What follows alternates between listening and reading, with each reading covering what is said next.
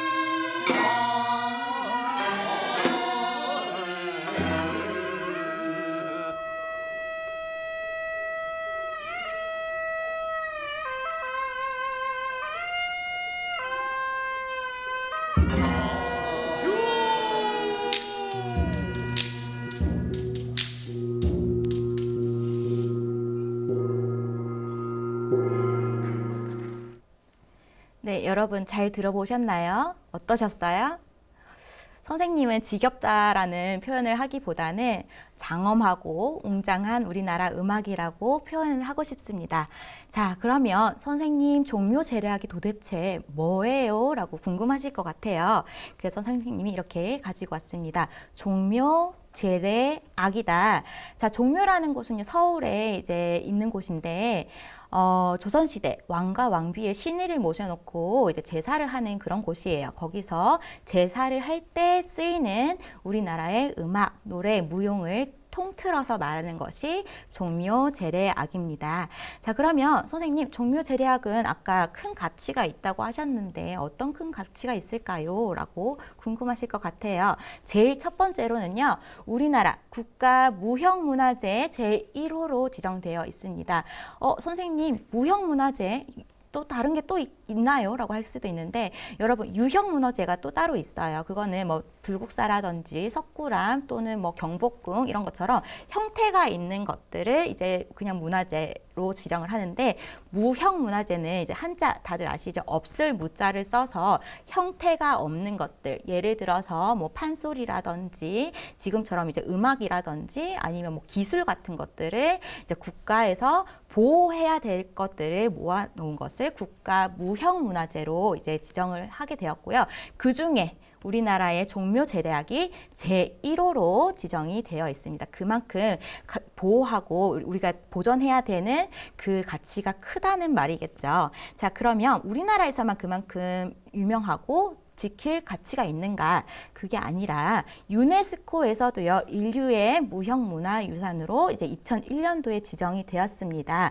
이 말은 우리나라에서만 이제 보호하고 전수하고 하는 가치가 있는 것이 아니라 전 세계적으로 인류에 있어서 보존하고 지킬 가치가 있다고 생각되는 그 문화를 가지고 이제 지정을 한 것인데, 유네스코에서 우리나라의 종묘제례악 또 다른 것들이 또 많이 있는데요. 오늘은 종묘제례악 수업이니까 종묘제례악을 지정했다는 것을 알려드리고요. 그리고 아까 글 잘 읽어보셨죠? 글에 보니까 세종대왕이 만드셨다. 그리고 세조가 재정비했다고 하였습니다. 세종대왕이 왜 이 음악을 만들었냐면요.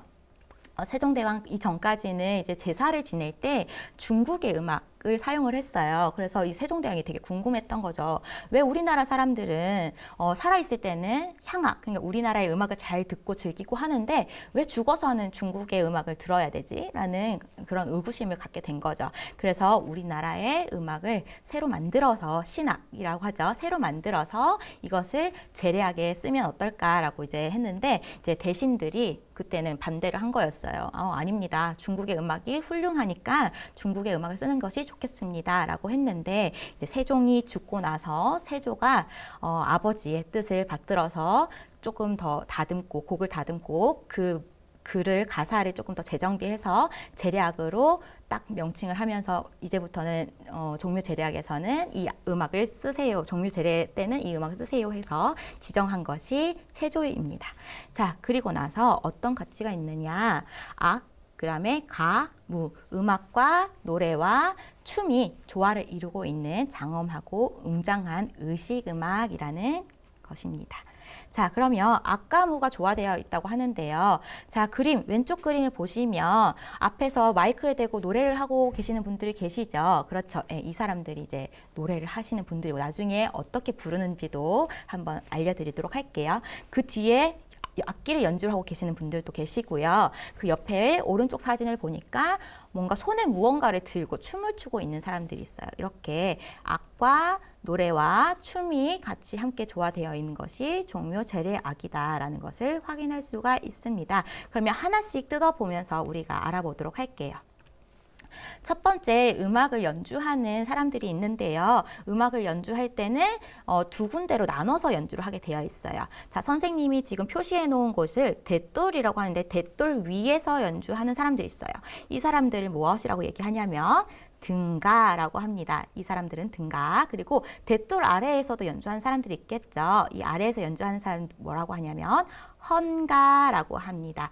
자, 등가와 헌가에서 연주하는 음악은요, 이렇게 보태평 11곡과 정대협 11곡, 그리고 진찬악이라는 이렇게 세 가지의 음악을 연주를 하게 됩니다. 자, 종묘제례악에 이제 특징이 있을 거예요. 의식의 절차에 따라서 사용되는 음악이 달라요. 제사가 하는 그 차례 그 순서에 맞춰서 쓰이는 음악도 다르고, 그 음악에 따라서 등가와 헌가가 교대로 나눠가면서 연주를 하게 됩니다. 자, 그리고 정해진 특정한 리듬형이 있는데요. 그것을 연주를 해서 음악의 시작과 끝을 알리게 됩니다. 자, 그 이유는 이제 제사를 하다 보면 빨리 끝날 수도 있고 길게 더 끌 수도 있는데, 음악을 계속 반복해서 하다가 처음 시작할 때 이제 시작하는 구호 같은 거죠. 그거를 말을 하고 제사를 쭉 진행하고, 그 제사가 끝나가는 것을 이제 지휘자처럼 이제 서 있으신 분이 계세요. 그분이 보다가 끝나간다 그러면은 뭔가 구호를 외치면 이제 음악이 끝나게 되는 거예요. 자, 그래서 음악과 끝을 알리는 그런 구호들이 있는데, 처음에는 이렇게 집사라는 사람이요, 드오라고 하면서 음악이 시작이 됩니다. 자, 그러면 집박이라는 음악을 오케스트라로 말하면 지휘자 같은 사람이에요. 이 사람이 박을 한번 팍 치면서 음악을 시작하게 되고요. 이 시작을 알리는 그런 상징적인 악기가 있어요. 그것이 무엇이냐면 축이라는 악기입니다. 자, 이렇게 음악이 시작이 되고 여러 가지 음악이 쭉 진행이 되다가 이제 끝날 때쯤 되면요, 시작대와 마찬가지로 이 집사라는 사람이 지호라고 외치면요. 아까 박을 들고 있었던 지휘자 같은 사람, 집박이 박을 짝짝짝 3번을 치게 됩니다. 그리고 이 끝을 알리는 그런 상징적인 악기가 있는데요. 그것은 라는 악기예요. 되게 귀엽게 생겼죠, 여러분. 호랑이처럼 생긴 건데요. 머리를 3번 탁탁탁 두드리고 등에 있는 톱니바퀴처럼 생긴 것을 한번 쭉 긁으면 이제 그렇게 연주하는 악기예요. 그래서 끝날 때는 박과 어가 되게 상징적인 악기입니다. 자, 그러면 음악을 알아봤으면 이제 노래가 있겠죠. 노래에 가사가 있는데요. 앞에 선생님이 노래를 하고 있는 사람을 얘기를 해준다고 했어요. 이 노래를 하는 사람은 우리는 일상생활에서는 가수라고 얘기를 하죠. 가수라고 얘기를 하는데 이렇게 장엄한 음악을 연주하시는 분들한테 가수님 노래하세요라고 할 수가 없으니까 이분들을 지칭하는 말을 따로 두었어요. 뭐라고 하냐면 이분들을 도창이라고 합니다. 이 가수가 아니라 도창이라고 하고요. 이분들이 부르는 노래를 무엇이라고 하느냐? 악장이라고 합니다. 노래를 노래라고 하지 않고 종묘제략에서는 악장이라고 얘기를 해요. 아까 선생님이 보태평, 정대협으로 또 음악이 여러 가지가 있다고 했죠. 보태평은요. 악장, 노래 가사가 어떤 내용이냐면 문덕을 칭송하는 내용입니다. 자, 여러분 문덕이라고 하니까 뭔가 되게 어렵게 느껴지시죠? 그냥 간단히 얘기하면 지혜로움이에요. 역대 왕들의 지혜로움, 지식이라든지 학문적인 높음 이런 것들을 칭송하는 내용이고요. 정대협은 무공을 칭송하는 내용이에요. 그럼 반대되는 개념이니까 무엇이겠어요? 뭐 국가를 세운 업적이라든지 싸워서 승리해가지고 국경을 확립하고 이렇게 나라의 강건함을 이렇게 이뤄낸 그런 업적들을 칭송하는 내용으로 이루어져 있습니다. 그러면 이제 마지막으로 춤이 있어요. 그렇죠? 그런데 춤을 추시오 이렇게 하면 조금 웃기잖아요. 그렇죠? 그래서 종묘제략을 할 때는 일무라고 합니다. 춤을 일무라고 하고요. 우리나라에서는 8명씩 줄을 서서 추는 춤인 팔일무를 추게 됩니다. 일무라는 것은 열을 지어서 줄을 서서 추는 춤이라는 뜻이에요. 아까 음악이 정대협과 보태평으로 이렇게 나눠졌었죠. 내용이 이제 문무냐, 무공을 칭송하느냐 아니면은 문덕을 칭송하느냐에 따라서 음악이 2가지로 나눠졌었는데 일무도 마찬가지로 보태평, 문덕을 칭송하는 그 음악에 맞춰서 추는 춤을 문무라고 하고요. 무공을 칭송하는 음악인 정대협에 맞춰서 추는 춤을 무무라고 합니다. 자, 그러면 이제 선생님이랑 사진을 보게 될 건데 문무를 한번 먼저 보도록 할게요. 보태평이라는 음악에 맞춰가지고 이제 추는 춤인데요. 자세히 보니까 사람들 손에 무언가가 들려져 있죠. 이것을 무구라고 하는데요. 춤을 출 때 드는 장신구 같은 건데 무구라고 하는데요.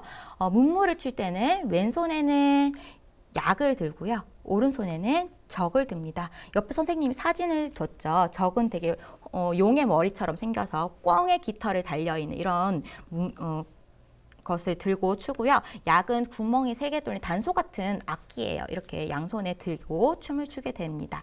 자, 그리고 무무라는 것은 아까 무공을 칭송하는 음악인 정대협에 맞춰서 추는 춤인데 이것은 앞에서는 4줄의 사람들은 그 손에 목검을 들고요. 뒤에 서는 사람들은 4줄은 이제 목창을 들고 춤을 추게 됩니다.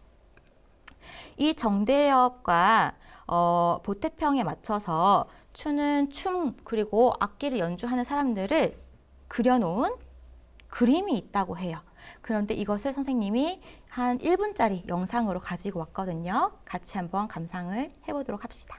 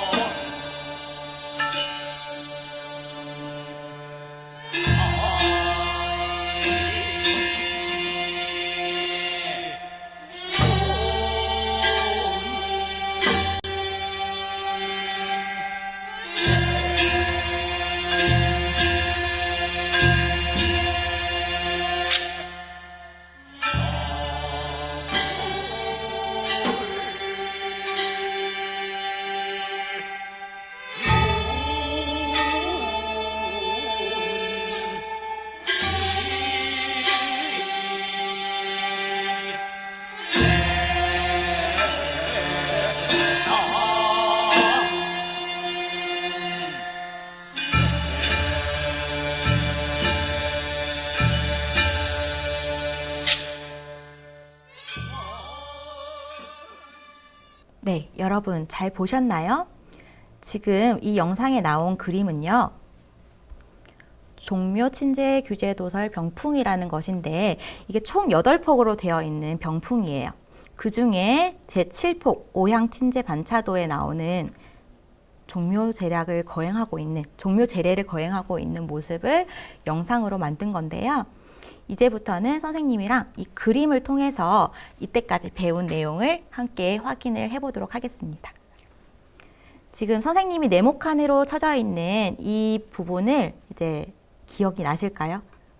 돛돌 위에서 연주하는 사람들. 짜잔! 네, 등가였어요. 맞죠? 여러분 다 맞추셨죠? 자, 그리고 나서 두 번째. 이렇게 밑에서, 돛돌 아래에서 연주하는 악단들이 있었어요. 그쵸? 자, 이 사람들이 뭐라고 했는지 기억나시나요? 네, 그렇죠. 헌가라고 했습니다. 자, 이 헌가를 조금 더 자세히 들여다보도록 할게요. 자세히 들여다보니까 아까 선생님이 말해줬던 악기가 보이는데요. 이 악기 기억나시나요? 음악의 시작을 알려준 악기인데, 그렇죠. 축이라는 악기고요. 자, 이 악기는 자세히는 보이지 않지만 뭔가 수염도 있는 것 같고요. 등에 이렇게 톱니 모양처럼 이렇게 있는 것도 같아요. 요거 음악의 끝을 알리는 악기 맞습니다. 어였습니다. 자, 그러면 다음으로 이렇게 춤을 추는 사람들도 있었어요. 춤을 종묘제략을 거행할 때는 뭐라고 했었죠? 네, 맞습니다. 일무라고 하고요. 아까 선생님이 8명이서 춘다고 했었고, 그 다음에 보트평이라는 평화로운 음악, 문덕을 칭송하는 이 평화로운 음악에 맞춰서 추는 춤이 문무라고 했었고요. 그 다음 정대엽, 아주 강인하고 무공이라든지 이런 것들을 칭송하는 그 음악을 정대엽이라고 했는데, 그 음악에 맞춰서 강인하게 그리고 절도 있게 추는 춤인 무무로 나눠진다고 했었어요. 그리고 이 그림을 보니까요, 여러분, 우리가 배운 것이 있어요. 그렇죠? 아까 어떤 춤을 출 때 왼손에는 약을 들고 오른손에는 적을 든다라고 했는데 기억나시나요? 네, 맞습니다. 그래서 이 그림을 그릴 당시에는 지금 문무를 추고 있었구나라고 우리가 추정할 수가 있는 거예요. 그런데 선생님, 아까는 8명씩 춤을 춘다고 했는데요. 저희가 지금 손가락으로 다 사람 수를 세보니까 6명씩 줄을 서서 치고 있는데요. 이건 어떻게 된 거죠? 라고 궁금하실 것 같아요. 자, 이거는요, 우리가 중국보다 조금 더 아래라고 생각을 했었다고 하죠. 그죠? 그래서 조선시대에는 중국보다 조금 더 격이 낮은 나라라고 해서 중국은 이제 황제라고 칭하고 우리나라는 왕이라고 칭했는데, 황제의 나라에서만 이제 8일무를 추고 그 이하인 나라에서는 이제 6일무를 추게 했다고 해요. 그래서 이때는 우리나라가 황제가 아니라 왕이라고 칭할 때니까 6일무를 추는 그림을 쳤던 거고요. 이제 고종이 황제로 승격을 하게 되면서 그때부터 우리나라도 8일무를 추게 되었습니다. 자, 그러면 그림으로도 이제 복습을 해봤고요, 여러분. 자, 종묘제략을 이렇게 어려운데요, 선생님. 그래도 우리가 꼭 알아야 될 것이 있나요? 라고 물어보시면 선생님은 다른 건 다 잊어버려도 이 두 가지는 꼭 알았으면 싶어요. 자, 첫 번째. 국가의 무형문화재 제1호다. 그래서 그만큼 우리가 지키고 보존해야 되는 음악입니다. 그리고 두 번째, 무가 일체이다. 그래서 음악과 그 다음에 노래와 춤이 함께 있는 종합예술이라고도 할 수가 있어요, 여러분. 그래서 그만큼의 가치를 가지고 있는 우리나라의 종묘제례악을 너무 어렵게만 생각하지 마시고 여러분 한 번씩은 꼭 들어보셨으면 좋겠고요. 오늘 여러분께 드리는 과제는요, 종묘제례악을 감상해 보기입니다. 첫 번째 나온 QR코드는요, 5분으로 압축해놔서 하이라이트 부분만 나온 영상이에요. 그래서 나는 아직까지는 종묘제례악이 어려워요 하는 친구들은 5분 하이라이트 영상을 보면서 조금 친숙해지셨으면 좋겠고요. 나는 조금 더 깊이 있는 감상을 원해요 하시는 분들은 보태평과 정대엽 모든 곡이 다 11곡 모든 곡이 다 들어있는 영상을 선생님이 QR코드로 준비를 했으니까요. 지금 핸드폰 드셔서 QR코드 찍어서 감상을 하시면 될 것 같습니다. 자, 그리고 두 번째 과제는요. 우리가 꼭 한 번씩은 생각을 해봐야 될 것 같습니다. 국악을 계승하고 발전시킬 나만의 아이디어가 있을까요? 그것을 한번 구상해보는 시간이 되시길 바랍니다. 자, 여러분 어떠셨어요? 우리나라의 아주 자랑스러운 음악, 종묘제례악인데요. 너무 어렵고 지겹게만 생각하지 마시고 그만큼의 가치 있는 음악, 우리나라의 장엄하고 그다음에 웅장한 음악이다. 선조들이 이렇게 아름다운 음악을 남겨주신 것만큼 우리도 잘 지켜야 되겠다라고 생각을 하셨으면 좋겠습니다. 유익한 시간 됐으면 좋겠고요. 다음 시간에 또 만났으면 좋겠습니다. 수고하셨습니다.